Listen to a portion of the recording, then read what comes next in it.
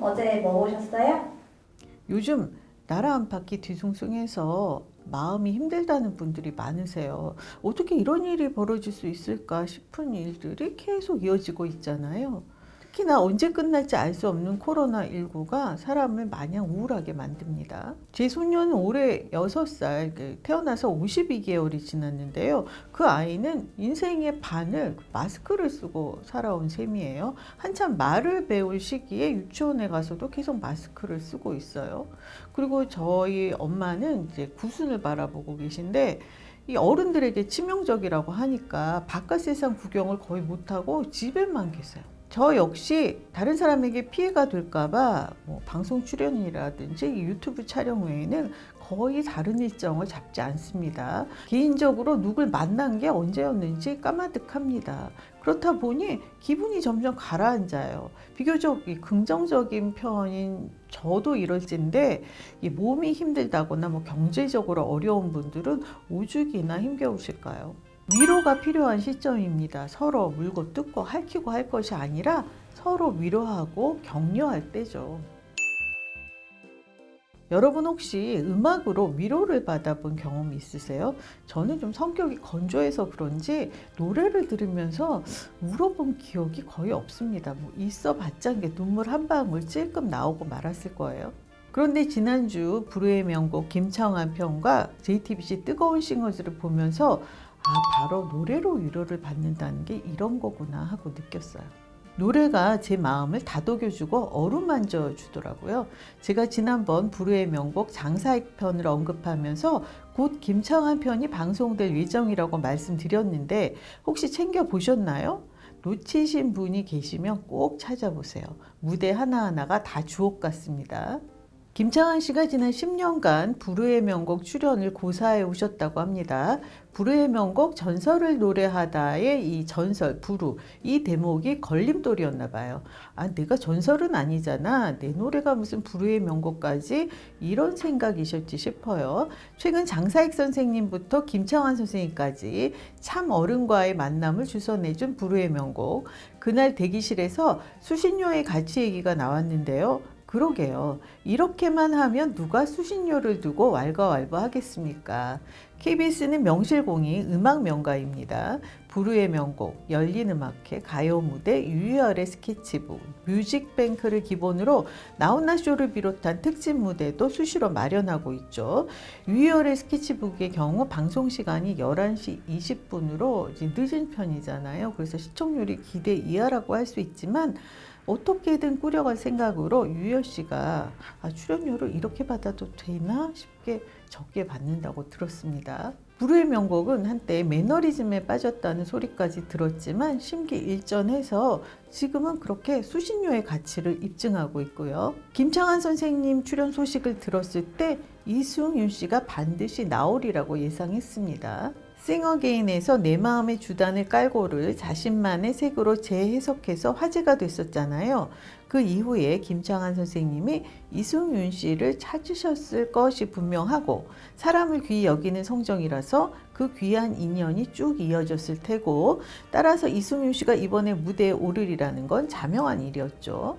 2010년이었을 거예요. 제가 김창완 선생님을 인터뷰를 했는데 혹시 삶에 영향을 주신 분이 계시냐 이렇게 물었어요. 그랬더니 소설가 고 박완서 선생님이 바로 그런 분이라고 하시더라고요. 어느 날 문득 전화를 하게 되는 어르신이라며 선생님 날씨가 참 좋아요 라고 전화를 드리면 늘 한결같은 음성으로 그러네요 라고 나직히 답해 주셨다고 합니다.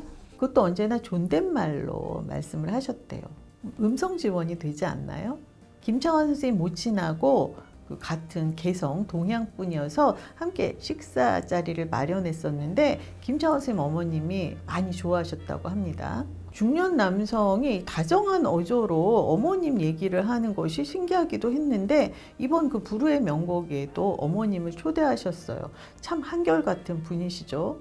이날 본방송을 볼 때 김창완 선생님이 집으로 출연자들을 초대해서 한 자리에 모여서 같이 봤다고 합니다. 제작진도 자리를 함께 했대요. 2주 동안 함께 모여서 방송을 본 거예요.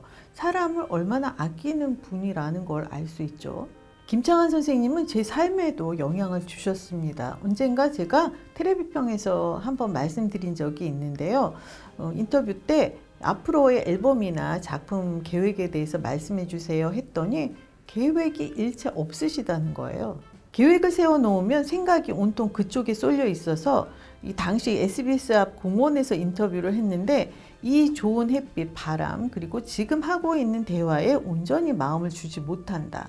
그래서 계획을 세우지 않는다고 하시더라고요. 작품 같은 건 이제 들어오는 대로, 형편 닿는 대로 하신다고 합니다. 내가 뭐라고 고르고 말고 하겠느냐 이렇게 말씀을 하셨어요. 제가 머리를 한 대 맞은 것 같았습니다. 그날 겸손을 제대로 배웠어요. 저도 계획을 세우지 않습니다. 그때 최선을 다하려고 노력을 하죠. 아마 불후의 명곡 김창완 편 무대에 오른 그 후배 가수들도 김창완 선생님으로부터 음으로 양으로 많은 영향을 받았을 거예요. 노래로는 물론이고 인생 선배로서 무대 하나하나마다 흐뭇한 미소와 찬사를 아낌없이 보내는 모습, 누가 누굴 인정하고 격려하는 그런 그림을 보는 것 자체만으로도 저는 위로가 되더라고요. 너의 의미를 불러 일부 우승을 한 이승윤 씨에게 마치 배 아파서 낳은 자식 같다며 음악적 엄마를 자처하셨는데 사실 이날은 누가 우승인지 그다지 중요하지 않았습니다. 같이 함께 즐기는 자리였거든요.